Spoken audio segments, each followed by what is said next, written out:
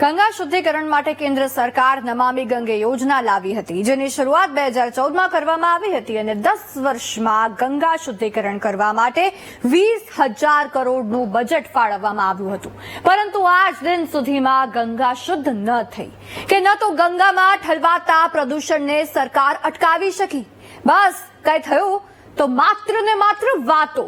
આવું અમે નહીં પરંતુ આંકડા કહે છે. આજે આવું એટલા માટે કહેવું પડે છે કારણ કે હરિદ્વાર જેવા પવિત્ર સ્થાને જ ગંગાનું પાણી પીવા લાયક રહ્યું નથી. નીચે આવતા આવતા તો કેવી હાલત થઈ જાય ગંગાની.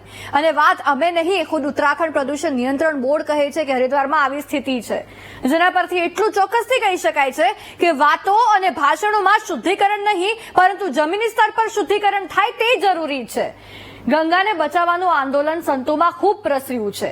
જીડી અગ્રવાલ જેવા સંતે તો ઉપવાસ આંદોલન કરી પોતાનો જીવ પણ ગુમાવ્યો. હેતુ એ જ હતો કે ગંગાની પવિત્રતા પાછી લાવો, ગંગાને મેલી ન કરો. પણ આ સંતોના જીવની પણ કોઈને ક્યાં પડી?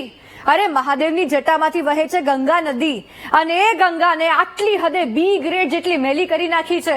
ગંગા જળ શુદ્ધિકરણ માટે છાંટવામાં આવે છે પરંતુ એ ગંગાનું જળ પીવાથી આપણે બીમાર જરૂરથી પડીશું, કારણ કે ગંગાની કદાચ કોઈને હવે પડી જ નથી.